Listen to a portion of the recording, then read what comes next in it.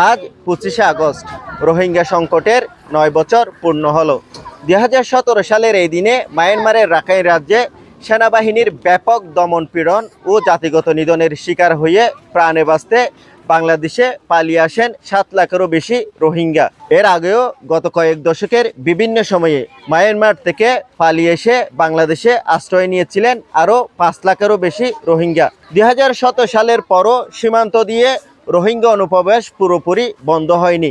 সরকারি হিসাবে বাংলাদেশে আশ্রয় নেওয়া রোহিঙ্গার সংখ্যা 14 লাখেরও বেশি। তবে স্থানীয়দের দাবি, বিভিন্নভাবে দেশের বিভিন্ন এলাকায় ছড়িয়ে পড়া রোহিঙ্গা সহ এই সংখ্যা 20 লাখেরও বেশি।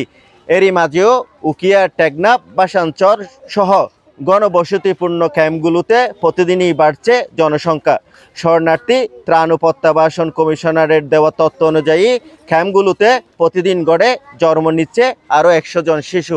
অর্থাৎ প্রত্যাবাসন না হলেও রোহিঙ্গা জনগোষ্ঠীর সংখ্যা প্রতিনিয়তই বাড়ছে। গত 9 বছর ধরে জাতিসংঘ সহ আন্তর্জাতিক সংস্থাগুলো নিরাপদ, স্বেচ্ছামূলক ও মর্যাদাপূর্ণ প্রত্যাবাসনের কথা বলে আসছে, কিন্তু বাস্তবে এখনও একজন রোহিঙ্গাকেও টেকসইভাবে মিয়ানমারে ফেরত পাঠানো সম্ভব হয়নি। মায়ানমার সরকারকে প্রত্যাবাসনে রাজি করানো এবং রাখাইনে রোহিঙ্গাদের ফিরে যাওয়ার মতো নিরাপদ পরিবেশ তৈরি কোনোটাই কার্যকর অগ্রগতি নেই। এর সঙ্গে যোগ হয়েছে অর্থায়ন সংকট। 2026 সালে রোহিঙ্গা মানবিক সহায়তার যৌথ সারাদান প্রকল্প বা জেআরপির প্রয়োজনীয় অর্থের বড় অংশ এখনও ঘাটতি রয়েছে।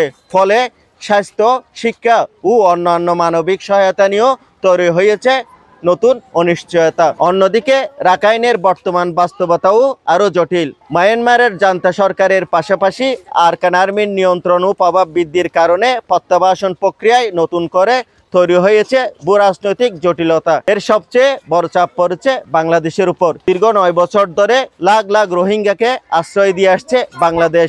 এর প্রভাবে পড়েছে স্থানীয় অর্থনীতি, পরিবেশ ও জননিরাপত্তা। ক্যাম্পগুলোতে মাদক পাচার, মানব পাচার, অপহরণ, বিভিন্ন সশস্ত্র গোষ্ঠীর সংঘাতের মতো ঘটনা উদ্যোগ বাড়ছে। একই সঙ্গে পাহাড় কাটা, বন উজাড় ও পরিবেশের উপর তৈরি হচ্ছে দীর্ঘমেয়াদী চাপ। বাংলাদেশ বারবার বলে আসছে রোহিঙ্গা সংকটের মূল কারণ মায়ানমারে এবং সমাধানও মায়ানমারের হাতে। তাই দীর্ঘমেয়াদী এই সংকটের দায় একা বাংলাদেশের উপর চাপিয়ে দেওয়া কোনোভাবেই যৌক্তিক নয়। আন্তর্জাতিক সম্প্রদায়ের রাজনৈতিক ও কূটনৈতিক চাপ আরও বেশি কার্যকর না হলে, পর্যাপ্ত অর্থায়ন নিশ্চিত না হলে এবং রাখাইনে নিরাপদ পরিবেশ তৈরি না হলে প্রত্যাবাসন আরও পিছিয়ে যাওয়ার আশঙ্কা রয়েছে। গত 9 বছর ধরে রোহিঙ্গারা অপেক্ষা করছে নিজ দেশে ফেরার জন্য, কিন্তু সময় যত গড়াচ্ছে সেই অপেক্ষা ততই দীর্ঘ হচ্ছে। এখন সবচেয়ে বড় প্রশ্ন, আর কত অপেক্ষা করতে হবে রোহিঙ্গাদের? নাকি নিরাপদ ও মর্যাদাপূর্ণ প্রত্যাবাসনের প্রতিশ্রুতি শুধু প্রতিশ্রুতিতেই থেকে যাবে? উকিয়ার রোহিঙ্গা ক্যাম্প থেকে মিসবাহ আজাদ, নাগরিক।